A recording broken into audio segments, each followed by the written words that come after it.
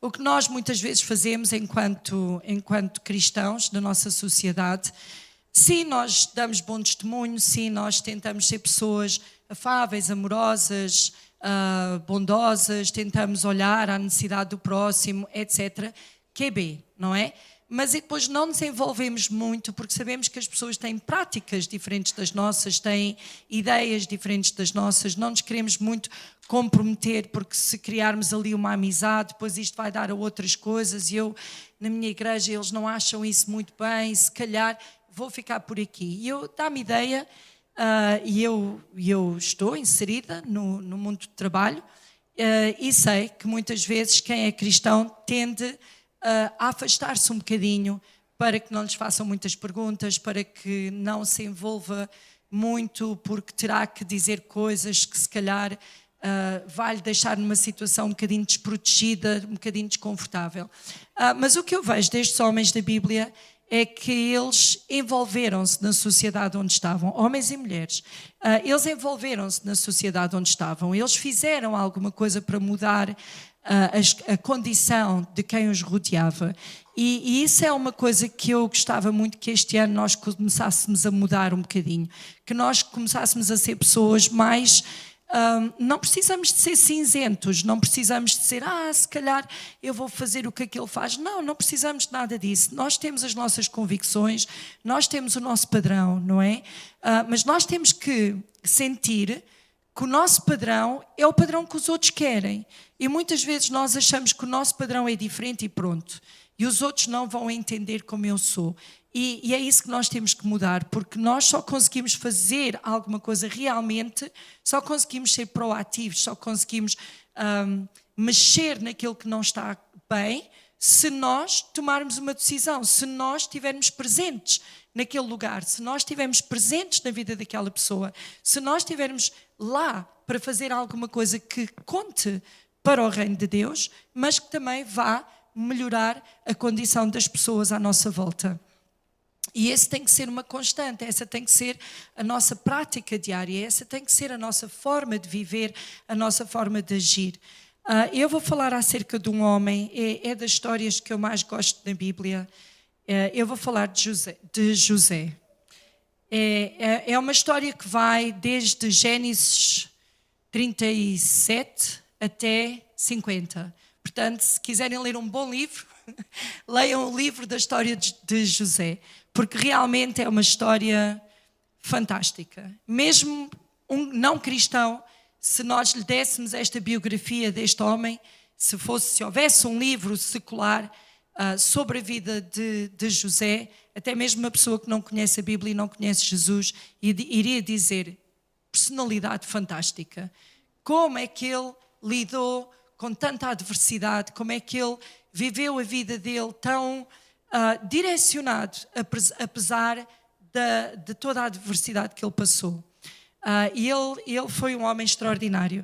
E no início, quando fala dele enquanto criança, eu trabalho com crianças e eu imagino um jovem assim, ele era vaidoso, presunçoso, que ia ter com os irmãos dele, a dizer que os irmãos se iam curvar perante ele. Eu imagino que isto numa casa com muitos rapazes não colhia lá muito bem. Com certeza que os seus irmãos começaram a ter alguma inveja dele, algum ciúme, porque ele chegava lá e dizia que tinha tido um sonho e no seu sonho estavam-se todos a curvar perante ele. Se nós olharmos no plano natural da coisa, está bem que nós sabemos que foi um sonho que Deus deu, mas imaginem aqueles irmãos mais velhos, porque eram todos mais velhos do que ele, a trabalhar no campo, e ele ia lá para guardar as ovelhitas de vez em quando, e quando lá aparecia, o que ele tinha para dizer era isto: disse, vocês vão-se todos curvar diante de mim, eu estou no meio, vocês estão à minha volta, vocês são como o trigo, curvado, etc. E isto, eles não gostavam, não é? Eu tenho 3 irmãos, e se eu chegasse lá e dissesse isto, não ia correr bem para o meu lado, não ia lá correr muito bem. E não correu bem para ele também, não é? Ainda por cima, o pai declaradamente fez os irmãos saber que quem era o favorito era mesmo ele, comprou-lhe uma túnica diferente, bem vistosa, que os adolescentes às vezes gostam de passar um bocadinho despercebidos, ali não havia hipótese. Ele tinha logo a túnica mais colorida, mais fantástica, uma túnica nada própria para trabalhar. Portanto, o pai não estava a pensar que ele iria ajudar nas tarefas da família. O pai estava mesmo a destacá-lo, estava mesmo a dizer que ele não era para trabalhar, ele era o menino do papá. E não lhe correu bem, tanto que não lhe correu bem que os irmãos arranjaram forma. Inicialmente eles tinham vontade de o matar, mas depois não tiveram coragem e apenas deixaram-no no poço a morrer, e ele foi vendido como escravo. E foi para o Egito, foi vendido para o Egito. Não começou bem a vida dele, não é? Na psicologia, se calhar, diríamos que era uma criança arrogante, vaidosa, presunçosa, ainda por cima com as costas quentes, porque o papá gostava mais dele do que todos os outros. Então, se calhar ele tinha ali um caráter um bocado difícil, não é? Nada que a escravatura e um poço não tratasse. Mas o que é certo é que ele depois, quando começou a ter noção da vida no Egito, etc., ele mudou, não é? Porque eu acho que uma das qualidades que o caracteriza é a humildade. Apesar de não parecer quando ele era jovem, e nós somos todos diferentes quando somos jovens, não é? Nós não podemos conhecer uma pessoa há 10 anos atrás e esperar, se essa pessoa era jovem há 10 anos atrás, esperar que a pessoa ainda seja assim, não é? A juventude tem o seu quê de imaturidade, de dizer as coisas talvez no momento errado, é normal. E José era assim, era um jovem normal que achava que era especial, porque também lhe fizeram acreditar que ele era especial, mas o tempo que ele passou no Egito ajudou-lhe a melhorar e a mudar a sua condição. Eu gostava de ler Romanos 8:28, porque eu acho que isto, de certa forma, retrata a vida de José. E depois também vou ler Gênesis 50:20.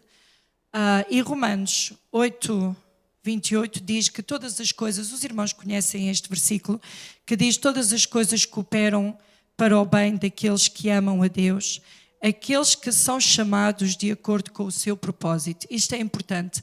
Não coopera bem só para aqueles que amam a Deus, coopera bem para aqueles que amam a Deus e que são chamados com o seu propósito. Ou seja, todos nós podemos amar a Deus e se calhar todos nós amamos a Deus, mas se calhar nem todos nós achamos que temos um propósito, não é? Então, quando as coisas às vezes não nos correm bem, mas a Bíblia diz que as coisas correm bem para os que amam a Deus.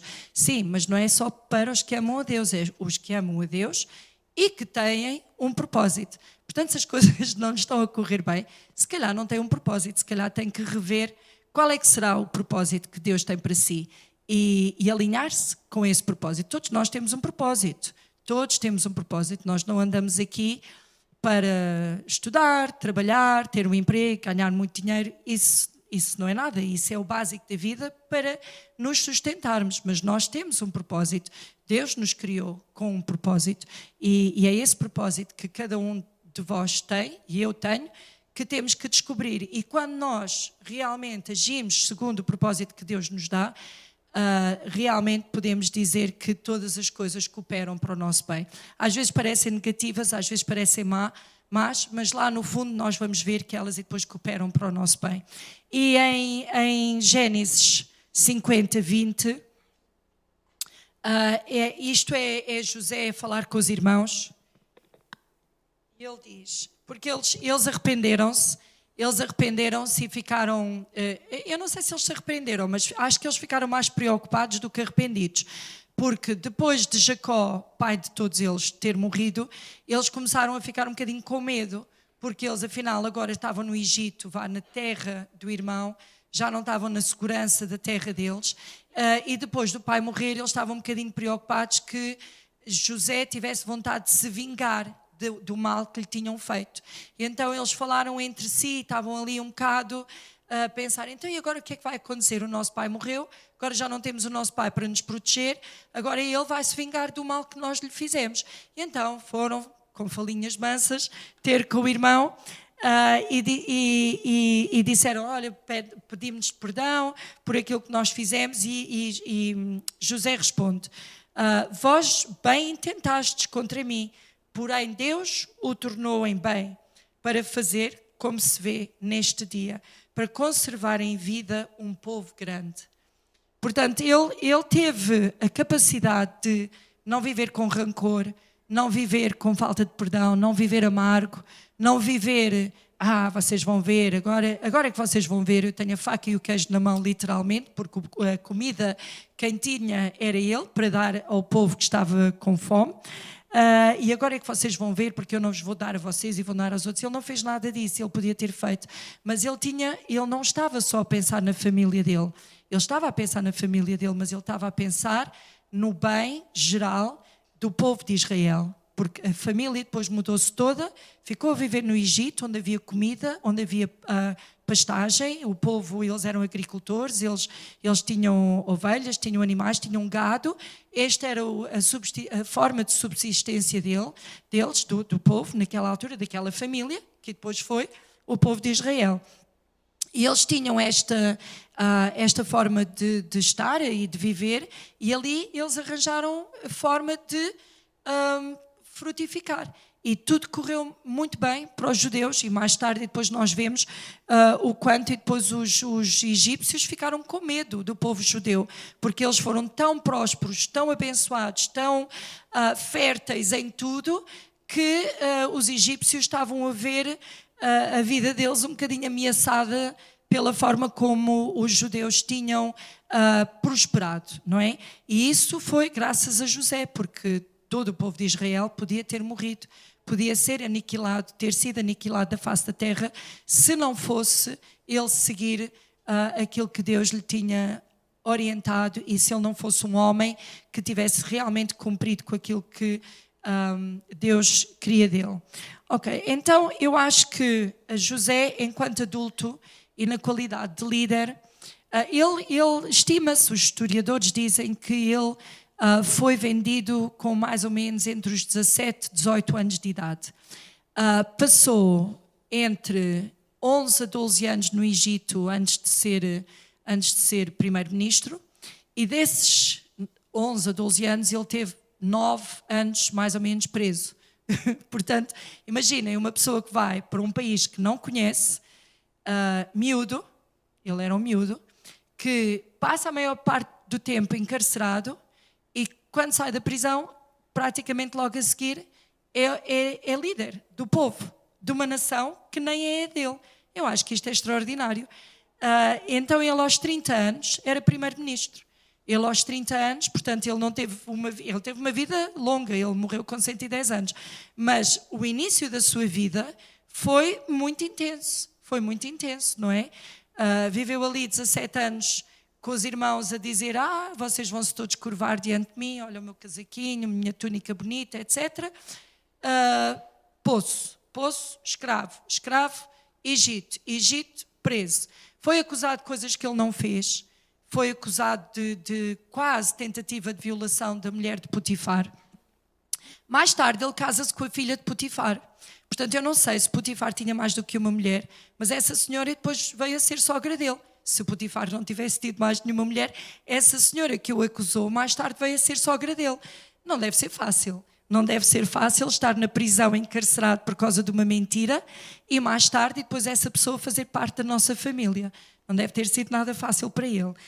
Então as qualidades que eu vejo na vida de José, acima de tudo é a humildade, porque cada vez que ele, não parece, não é? Porque ele em jovem não era humilde, mas ele foi humilde, porque cada vez que ele interpretava um sonho, ele não dizia que a interpretação era dele, ele dizia sempre de quem vinha a interpretação. Ele dizia sempre que era Deus, o Deus de Israel, o Deus do seu povo, que lhe tinha dado a consciência, a capacidade para ele interpretar aquele sonho. E ele nunca fez com que a glória fosse para ele.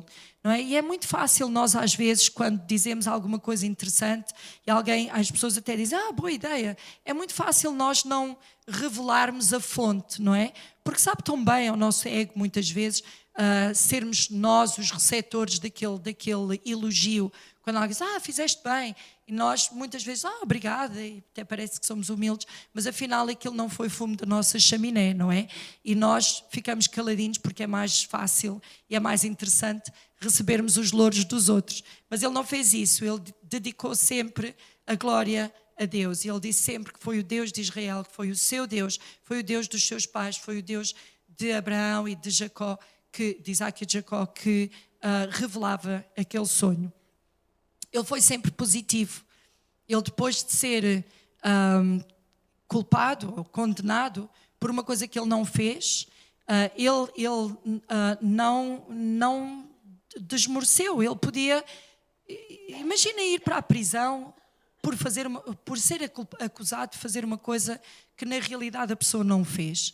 Isto era razão para muita gente ficar deprimida, chorar pelos cantos, tipo, coitadinho de mim, então agora acusaram-me de uma coisa que eu não fiz. E não é fácil, não é? Se nós olharmos isto com olhos humanos, nós olhamos isto e dizemos, é uma história que está na Bíblia. Sim, mas foram pessoas com emoções, com uma vida, com desejos, com vontade de ter uma vida normal, uma vida fácil.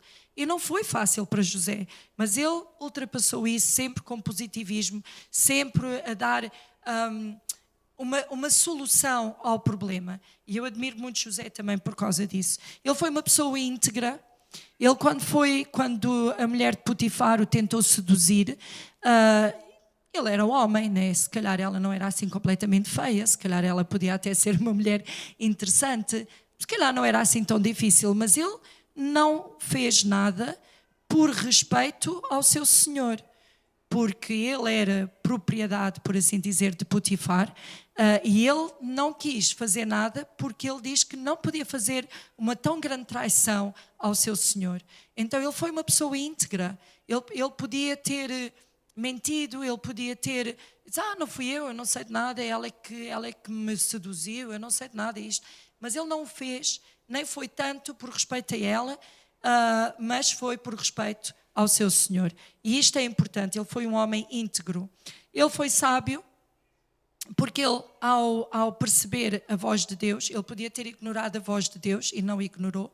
Ele foi um homem sábio, foi um homem que ouviu a voz de Deus, e não só ouviu a voz de Deus, como a interpretação que ele teve dos sonhos fez uma reforma económica no país, uma reforma agrária, se for preciso também, não é? Porque ele soube como é que aquele sonho se traduzia em algo prático na vida das pessoas naquele lugar, não é? Ele soube dizer que o que significava aquele sonho é que eles, durante 7 anos, tinham que armazenar, porque depois iam ter 7 anos em que ia haver fome. E ele podia só dizer ao faraó, ele podia dizer, olha, o que eu entendo do teu sonho, aquilo que Deus me está a dizer do teu sonho é, há 7 anos as vacas gordas representam a capacidade de termos, da abundância, e as vacas magras significam a escassez. Pronto, fim do sonho, ele traduziu o sonho, o faraó que fizesse o que ele quiser, afinal era o faraó que mandava naquilo tudo, nem era ele, mas ele não, ele deu uma interpretação também ao sonho. Tanto assim que Faraó disse, então eu preciso de ti ao meu lado, para tu saberes como fazermos isto, então, que tu estás a dizer, então como é que a gente vai fazer? E todo o plano político, toda a reforma que existiu, todas as leis que foram tomadas, foi com base naquilo que José determinou, por causa da interpretação daquilo que era o sonho, e daquilo que o povo tinha que fazer para estar bem daqui a 14 anos. Não é? Tomara nós que os governantes pensem para daqui a 14 anos. Então, ele foi uma pessoa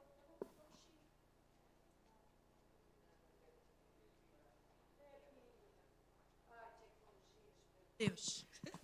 Pronto. Então, ele pôs em movimento uma reforma política, agrária, económica, que livrou não só todo o povo do Egito, como também as comunidades em redor. Portanto, o Egito ficou próspero porque as outras comunidades tiveram que vir ao Egito para poderem ter alimento, não é? E isso ele não ofereceu o alimento, não é? As pessoas tinham que pagar de alguma forma, né? Uns pagavam com gado, outros pagavam olha, chegaram a ter que pagar com os seus filhos, que depois o povo egípcio ficou escravo, porque eles já não tinham, naqueles 7 anos de escassez, eles já não tinham mais como comprar o alimento. E eles acabaram por se vender ao faraó, e o faraó passou a ser o dono de tudo, até das pessoas. E isto nós podemos dizer, mas isso é cruel, não é? Se calhar foi aquilo que Deus lhe mandou fazer naquele momento. Se calhar foi aquilo que era necessário para o povo de Israel continuar a prosperar mais do que até os egípcios. Não sabemos, está na história, até parece um bocado cruel, está na história, foi assim que aconteceu, mas o que é facto é que aquele país teve uma grande reforma por causa daquele primeiro-ministro.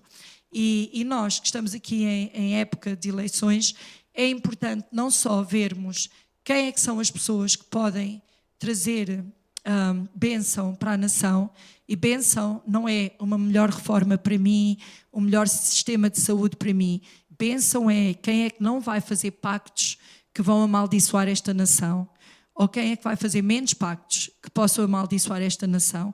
Isto é que é importante. Quando nós votarmos, é isto que nós temos que pensar. E outra coisa que eu quero hoje deixar convosco é, se calhar nem todos nós vamos um dia ser primeiro-ministros e se calhar não vamos estar envolvidos na política, mas nós como cristãos temos um dever, uma obrigação de nos envolvermos nas comunidades onde nós estamos. Não é para sermos simpáticos, não é para sermos populares. Nós temos uma obrigação para nos envolvermos nas comunidades que nós estamos, para trazer a justiça social, para trazer o suprimento das necessidades dos outros. E isto cabe-nos a cada um de nós. Isto não cabe só àquele cristão que entende que um dia poderá ser um político, e graças a Deus, e que haja homens e mulheres assim, mas cabe a cada um de nós envolver-nos na nossa sociedade. E quero terminar com um versículo de Esther 4,14. É um versículo muito, muito bonito, que diz, a segunda parte do versículo diz: quem sabe se não vieste aqui para este tempo? E é isto que eu quero perguntar a cada um de vocês. Quem sabe se vocês não estão onde estão, no vosso lugar de trabalho, no vosso prédio, no vosso bairro, os vossos vizinhos, quem sabe se vocês não estão lá por alguma razão, tão de certeza, porque nada acontece por acaso, né? Mas quem sabe se não são vocês que podem mudar a história do vizinho do lado, do senhor que tem o cafezinho da esquina, do vosso patrão, dos vossos colegas de trabalho. Quem sabe se vocês não vieram com este propósito. E é isso que nós temos que pensar. Nós não estamos aqui só a existir, a fazer a nossa vida, a cansar-nos, a trabalhar. Nós estamos aqui para cumprir o propósito que Deus tem para nós. Se calhar não vamos ser um José, se calhar não vamos nos envolver na política, mas se calhar temos que fazer mais do que temos feito até agora. Deus vos abençoe. Ok, bom dia a todos. Obrigado, Vera. O David vai falar sobre Daniel. Eu vou falar rapidamente sobre David, porque nós escolhemos estes 3 personagens bíblicas. E eu estava a ler uma frase do Einstein. O Einstein disse que há 2 formas de viver a vida. Ou achamos que a vida, que nada é um milagre, viver a vida como se nada fosse um milagre, ou viver a vida como se tudo fosse um milagre. E dia 10, que é o próximo fim de semana, eu espero que tudo seja um milagre e que nós possamos votar conscientemente para que este país mude e seja próspero. Há um versículo em Atos, Pedro está a falar, em Atos 13, 22, e está a falar acerca de David. Eu apelo aos irmãos, gostava que tivesse aqui toda a igreja, que nós possamos votar no dia 10. É nosso dever cívico, nosso dever moral, nosso direito. Andamos a tentar conquistar isto e logo após o 25 de Abril conquistamos esse direito e agora parece que não nos queremos envolver nisso. E eu vou fazer isto rapidamente. O versículo, não é? Atos 13, 22, fala acerca de que David, e quando este foi retirado, lhes levantou como rei David, o qual também deu testemunha e disse: achei David, filho de Jessé, varão conforme o meu coração, que executará toda a minha vontade.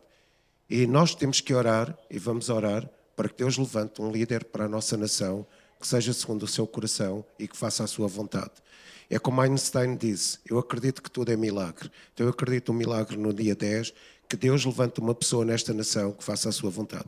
E eu rapidamente vou aqui traçar falar alguns traços acerca do que foi a vida de David, rapidamente, em termos políticos. A história que nós mais conhecemos é a história do confronto entre David e Golias. Eu estava a pensar nisto nesta semana, David e Golias. E David e Golias são duas abordagens alternativas para que o povo possa vencer o medo. Então nós temos Golias de um lado e temos David do outro lado. E agora eu gostava de personificar isso, ou seja, Golias simboliza uma facção política que dá ao povo a consciência que se pode vencer o medo e a insegurança. David é o símbolo de uma personagem política, de liderança, que dá a conhecer ao povo a segurança e a forma de vencer o medo. Então, ambos os discursos políticos de vários partidos e de várias fações podem dar esse sentido de segurança. Só que um é Golias, outro é David. São abordagens alternativas. Um é segundo o coração de Deus, outro não tem nada a ver com Deus. Mas o facto é que todos dizem que vão dar segurança e que vão dar uma perspectiva de vencer o medo ao povo. E nós temos que escolher, não é? Porque todos dizem a mesma coisa, uns falam de acordo com a vontade de Deus, outros não. Ok. O importante é aquilo que acontecer dia 10, à semelhança de David, que a vitória de David foi transferida para o povo de Israel ficou como um povo vencedor e aquele clima, aquela perspectiva foi transferida para o povo. Eu creio que quem vai vencer as eleições vai transferir um clima para o nosso povo, para a nossa nação. Da mesma forma que a vitória de David e a conquista de David trouxe uma certa perspectiva e um certo clima para o povo de Israel. Então temos que saber votar em consciência, saber votar. E o que é que aconteceu com David é o que nós precisamos hoje. Nós precisamos de um líder que nos liberte de forças opressoras. Israel precisava de um líder que libertasse de forças opressoras. Nós precisamos de um primeiro-ministro e de um governo que nos liberte de forças opressoras. Eu vou ser claro convosco, eu já não tenho idade para ter medo das palavras. Eu nunca votarei num partido que defenda a ideologia de género, porque é uma força opressora para a nossa nação.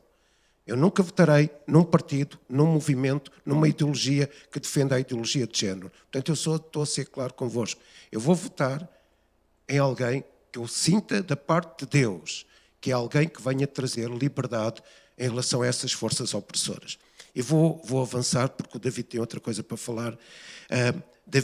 O rei David enfrentou situações desafiadoras, demonstrou dedicação e cuidou do povo. Então eu quero votar em alguém que demonstre coragem, dedicação à nossa nação e que possa ter cuidado com o povo desta nação. Que não vá governar apenas atentando aos seus interesses, mas que governe a favor desta nação. Nós precisamos de alguém que enfrente os gigantes, mesmo com o risco da sua vida, alguém que saiba enfrentar desafios. Eu quero votar em alguém que enfrente os gigantes que esta nação enfrenta e que saiba, com o risco da sua própria vida, da sua condição, ele possa enfrentar esses gigantes e trazer essa liberdade ao povo português e trazer essa liberdade à nossa nação. David tornou-se o favorito do povo. Eu quero votar em alguém. Eu não vou votar nem por um voto de protesto contra não sei quê, nem com um voto de... Eu vou votar de acordo com aquilo que se aproxima mais do contexto bíblico, da ideia bíblica, da ideia do programa de um partido que defenda o que a Bíblia defende, que seja mais aproximado. Mas eu quero votar em alguém que seja alguém favorito do povo, que conheça o povo, que abençoe o povo, que faça prosperar o povo. E eu transcrevi para aqui alguns atos de David. Atos de David, ele fez alianças estratégicas. Eu quero alguém que faça alianças estratégicas. Eu vou dizer isto claramente.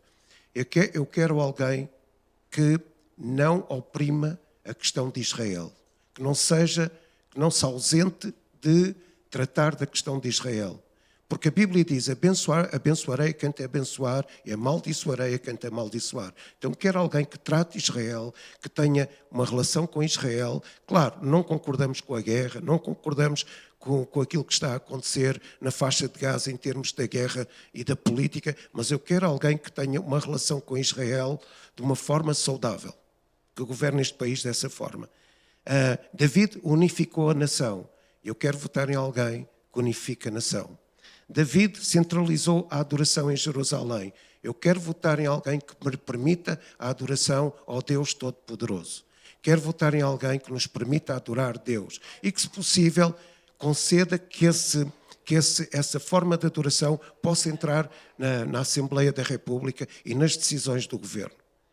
Eu quero votar em... David criou um grande exército. Eu quero votar em alguém que nos defenda.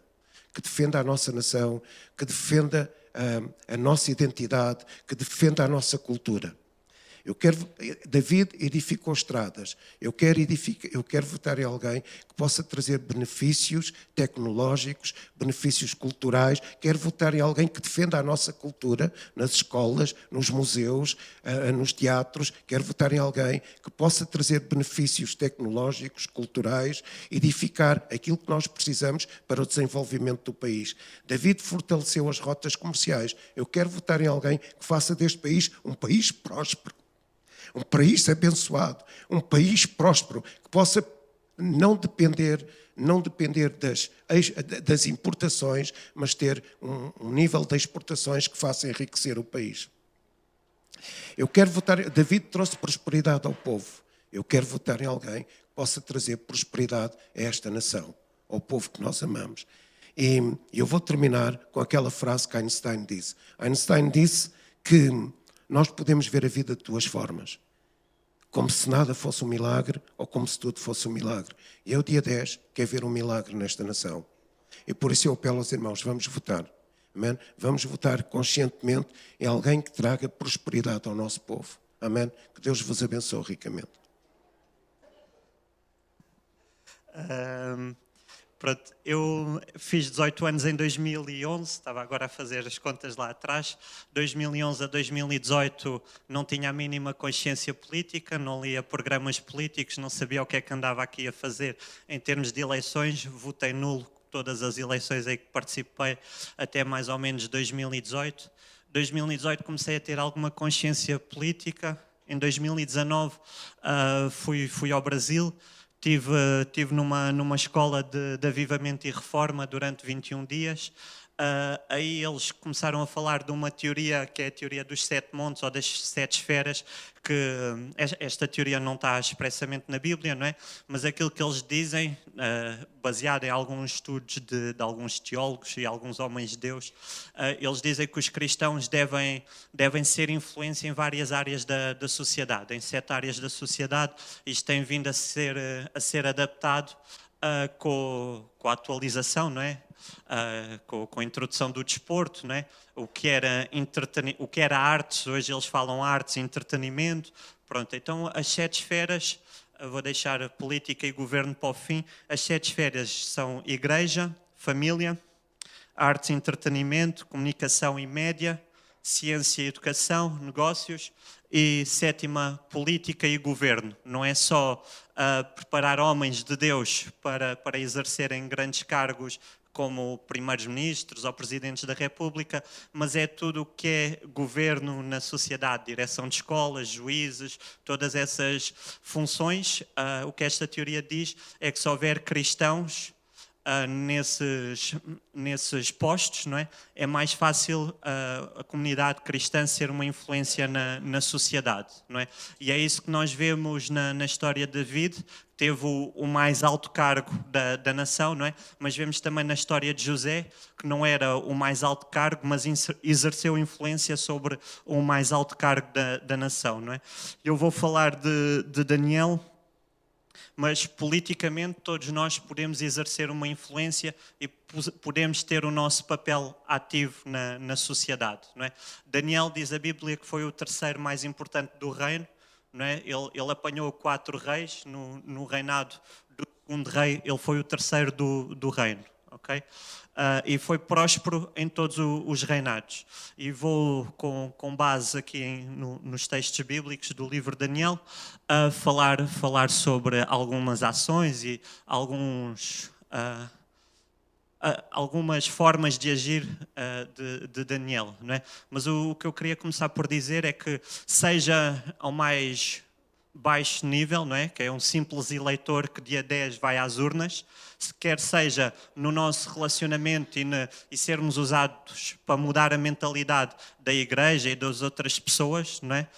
Que seja no futuro como líderes da Câmara Municipal, como vereadores, como presidentes da Câmara, nós podemos exercer uma influência para mudar uma região, para mudar um país, não é? E eu acredito que tudo o que nós fazemos no plano natural tem um impacto no plano espiritual, não é? Isso não vale a pena orar, Pai Nosso que estás no céu, seja feita a tua vontade, se depois com ações práticas nós não exercemos a vontade de Deus, não é? Se com ações práticas nós abdicamos dos nossos direitos, abdicamos daquilo que são as nossas liberdades individuais, não é? Que é exercer o voto, abdicamos disso, ou usamos isso, ao invés de estabelecermos o reino de Deus através dessas ações políticas, não é? Não exercemos, não é? Damos votos ao aborto, damos votos à ideologia de género, damos votos à eutanásia, não é? Porque quando nós estamos a eleger pessoas, nós à partida já deveríamos saber qual é que é a ideologia dessas pessoas, não é?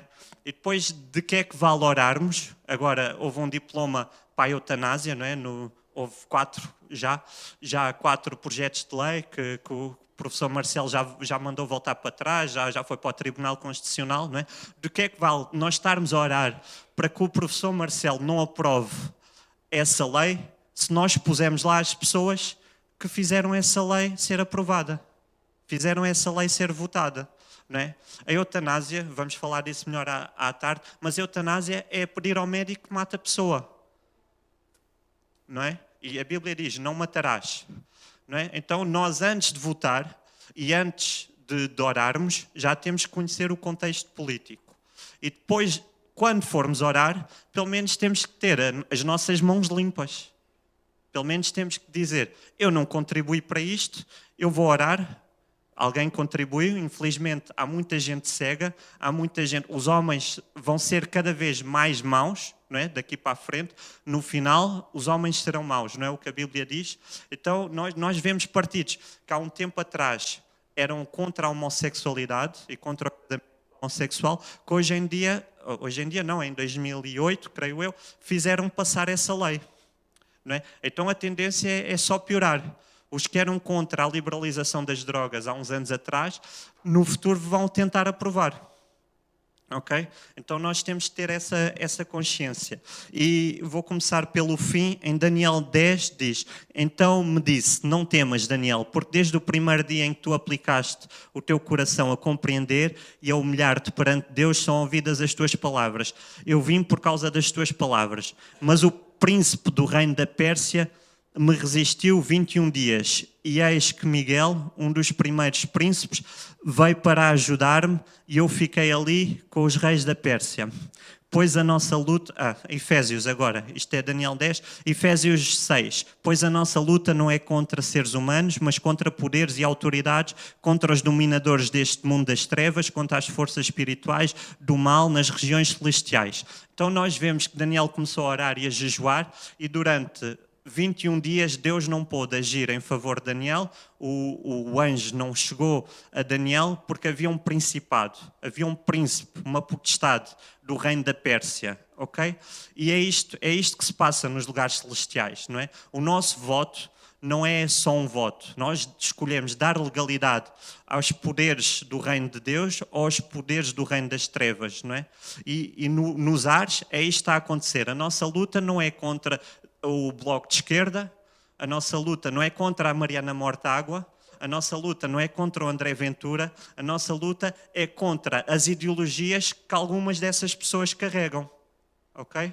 Eu falei destes dois, porque estão em polos completamente opostos, mas a nossa luta não é contra a pessoa em si. Nós não temos que odiar as pessoas que querem mudar de género, nós não temos que odiar as pessoas que querem legalizar a prostituição. Não é contra as pessoas, é contra a autoridade espiritual que eles querem implementar neste país, ok? Então nós temos que perceber que tudo aquilo que Daniel fez na terra, teve um impacto espiritual. E não podemos dizer que são duas coisas opostas, ou duas coisas que não têm nada a ver, que o meu voto não tem nada a ver com o meu cristianismo, não é? Porque se eu conduzo como um cristão, se eu trato a minha mulher como um cristão, se eu venho à igreja como um cristão, se eu não minto como um cristão, eu voto como um cristão. Amém? Amém, igreja? Amém. 5 minutos dá, né? Vamos acabar ao meio-dia. Então já começamos. Ponto 1 da vida de Daniel. Daniel teve preparação, ok? Foi para a faculdade, né, nos dias 2, para servir um rei, foi lá tirar ciências políticas, línguas, etc., relações internacionais. Daniel foi-se preparar durante 3 anos, é o que diz a Bíblia, não é? O rei pediu que separassem alguns jovens em quem não houvesse algum defeito, de boa aparência, instruídos de toda a sabedoria e doutos em ciência e entendimento no conhecimento e que tivessem habilidade para assistirem no palácio do rei e lhes ensinassem letras e a língua dos caldeus. Okay? Então, o rei precisava de algumas pessoas para trabalhar com ele e mandou escolher alguns homens. O rei determinou a porção diária das iguarias do rei, do vinho que ele bebia, e assim fossem mantidos por 3 anos, para que no fim destes pudessem estar diante do rei. Então Daniel teve a ser preparado durante 3 anos. Amém? Então nós temos que estudar, temos que nos instruir, temos que nos preparar se queremos agir politicamente ou por alguma forma de governo, não é? Tomara a nós ter alguém no país que dissesse: a pessoa mais importante para mim é Deus e Deus é o que está à frente de tudo, não é? Tomara a nós tivéssemos uma pessoa assim, preparada, com sabedoria, mas que pusesse Deus acima de tudo. Amém? Segundo ponto é que Daniel não se contaminou com os manjares do rei, não é? Daniel pôs o desafio, não é? Eu não vou comer essa comida, vamos testar se eu realmente, fisicamente, eu e os meus companheiros nos vamos desenvolver ou não, ok? Durante 10 dias fizeram um teste, ele só comeu verduras, não se contaminou com a Babilónia e estava mais fortalecido que os outros todos, ok? Então, muitos de nós dizemos: os políticos corrompem-se todos, ou mesmo noutra esfera da sociedade dizemos: os músicos quando ganham dinheiro abandonam Deus, deixam tudo. Sim, quem se corrompe lá em cima é porque já não tinha bom caráter cá em baixo, ok? Então temos que acreditar que é possível levantar Daniéis que não se corrompam com a Babilónia. Amém? Terceiro ponto é que Daniel era um homem de revelação, ok? Diz o seguinte em Daniel 1:17: quanto a estes 4 jovens, Deus lhes deu conhecimento e inteligência em todas as letras e sabedoria, mas a Daniel deu entendimento em toda a visão e sonhos, ok? Então precisamos de pessoas com conhecimento, como era Cedraque, Mesaque e Abdenego, não é? Mas precisamos de pessoas como Daniel, que tinham revelação profética, e foi isso que lhe deu acesso a quase todos os reis com quem ele se relacionou, okay? Porque eles precisavam de discernimento para determinado sonho, okay? Então precisamos de alguém com revelação profética. Eu não estou a dizer que a solução vai ocorrer dia 10. Eu estou a dizer que se queremos ter um país melhor, não é? Precisamos de pessoas ou que sejam influenciadas por homens de Deus com revelação profética, ou precisamos de tempo para que se erga um homem de Deus com revelação profética para este país. Ok? A solução não pode não acontecer já, não é? Daniel tinha uma vida de devoção, ok? Diz que ele orava, não é? Apesar do decreto do rei ser contra isto, ser contra súplicas e pedidos a outros deuses que não o Deus da Babilónia, da Pérsia, na altura. Daniel ainda assim sabia que o decreto tinha sido publicado e diz o seguinte em Daniel 6, 10 e 11. Quando Daniel soube que o decreto tinha sido publicado, foi para casa, para o seu quarto, no andar de cima, onde as janelas davam para Jerusalém. Ok? Pronto. O decreto dizia precisamente o contrário. Dizia precisamente que eles não podiam orar, ok? E Daniel vai orar. E há versões da Bíblia que diz que as janelas estavam abertas. Então ele já sabia que ia ser visto, não é? Ele já sabia que ia ser visto a não cumprir um decreto do rei. Mas o decreto do rei era contra a palavra de Deus e era contra o Deus de Daniel. Ok? Continuando. 3 vezes por dia ele se ajoelhava e orava agradecendo ao seu Deus como costumava fazer. Então aqueles homens foram ver e encontraram Daniel orando, pedindo ajuda a Deus. Okay? Então precisamos de pessoas que tenham uma vida de devoção, apesar disso ir contra a corrente, apesar disso ir contra aquilo que está instaurado na sociedade, apesar disso ir contra aquilo que as pessoas acham ser normal. Okay? Isto só vai piorar, não é? Precisamos de homens de Deus que mantenham esta vida de devoção, mesmo que as leis publicadas sejam contra a manifestação da sua fé. Ok? Não quer dizer, isto não afeta este país, mas afeta outros, não é? E nós precisamos de homens de Deus assim. Amém? Então Daniel teve uma vida de influência sobre vários reis, apesar de não ser nunca o cargo máximo da nação, foi o segundo, o terceiro, não é? Diz o seguinte em Daniel 2:48: então o rei agradeceu a Daniel e lhe deu muitas dádivas e pôs por governador toda a província da Babilônia, como também o fez chefe dos governadores sobre todos os sábios da Babilônia. Okay? Então isto foi no capítulo 2. No capítulo 5 diz: então mandou Belsazar que vestissem Daniel de púrpura e lhe pusessem uma cadeia de ouro ao pescoço e proclamassem a respeito dele que havia de ser o terceiro no governo do seu reino. Capítulo 5, outro rei, mais graça, mais poder. Daniel, a vida dele foi isto. No capítulo 6, que é onde acaba mesmo a história de Daniel, os outros 6 capítulos são só revelações de Daniel, mas a história cronológica da vida dele acaba no capítulo 6. No final diz assim: este Daniel, pois, prosperou no reinado de Dário e no reinado de Ciro, o persa. Então, 4 reis em que 4 reinados onde Daniel prosperou e onde Daniel foi ouvido pelos reis. Ok?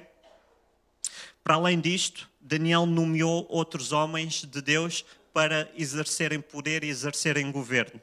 Okay? No capítulo 2:49, há bocado lemos o 48, mas no 49 diz assim: e pediu Daniel ao rei que constituísse sobre ele os negócios da província da Babilônia a Sadraque, Mesaque e Abdenego. Mas Daniel permaneceu na porta do rei. Okay? Então ele ainda pediu ao rei que constituísse sobre os negócios como ministros das finanças, ministros da economia, os amigos dele, que eram homens de Deus, que não se tinham corrompido na Babilônia. Amém? E por fim, e mais importante, é que Daniel teve poder, teve relevância, teve influência sobre os reis ao ponto de reverter leis. Amém? E quando nós vemos uma série de leis que foram aprovadas desde 2000 até agora, não é? Leis que só trazem podridão à nossa sociedade, nós olhamos para o panorama político e se calhar não vemos hipótese nenhuma de algumas dessas leis voltarem para trás. Não é? E ainda esta semana foi tópico de debate, por causa de um debate da Liga Portuguesa Pró-Vida, não é? Houve o vice-presidente do CDS disse que se o aborto voltasse para trás tinha que ser por referendo, não é? Ao povo, não é? Mas isso gerou uma série de debates de montes de pessoas a manifestarem-se contra a reversão dessa lei. Ok? Mas com um Daniel, as leis podem voltar para trás. Com pessoas influentes, essas leis podem voltar para trás e o espírito de morte pode deixar este país. Amém? Está no capítulo 6, 26 e 27. Então, o decreto era o que nós vimos anteriormente, não é? Que não se podia fazer súplicas e pedidos a outros deuses que não ao rei ou ao Deus do rei da Pérsia, ok? Então, diz assim: da minha parte é feito um decreto pelo qual em todo o domínio do meu reino os homens tremam e temam perante o Deus de Daniel, porque ele é o Deus vivo e que permanece para sempre, e o seu reino não se pode destruir e o seu domínio não terá fim, durará até ao fim.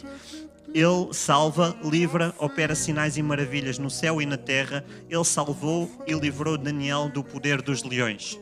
Então, a corrente do povo, dos decretos, ia num sentido, mas Daniel teve ousadia para mudar o curso das coisas. teve ousadia para pôr em risco a sua vida, não é? Correndo o risco de ser julgado, correndo o risco de ir para a cova dos leões, mas a fé dele era maior que isso e a fé dele fez com que o rei visse que o Deus dele era real e, sendo um Deus real, era digno de adoração. Amém? E o decreto que era dirigirem-se ao rei e ao Deus do rei para toda a sorte de súplicas passou a ser um decreto de adoração ao Deus de Daniel, que era vivo, o reino iria durar até ao fim. Amém? Então é isto, meus irmãos. Que se levantem Daniéis nesta nação, não é? Que nós possamos exercer influência, como já foi dito aqui, influência sobre a nossa igreja, sobre as pessoas com quem almoçamos, sobre os nossos colegas do trabalho, ter um posicionamento político cristão, amém? Não é só protesto, não é? Não é só sindicalismo, é ter dizer, os meus valores são estes, eu voto assim porque o meu Deus diz isto. Amém? E sermos influência desta forma pode transformar o país, pode transformar algumas mentalidades, pode transformar algumas regiões, não é? Se calhar não vamos ter o poder para discursar em grandes comícios, mas podemos fazer de um comício cristão, cada almoço que nós temos, não é? Sem discussões, mantendo sempre o nível do nosso discurso, não é? Mantendo sempre a sobriedade, não é? Sem entrar em loucuras, para não afastar ainda mais as pessoas, mas dizer quais é que são os nossos valores, porque é que nós acreditamos em Deus, o que é que a nossa fé diz e mostrar sobretudo que o nosso Deus é real e opera sinais e maravilhas no céu e na terra. Foi assim que Daniel se posicionou. Amém?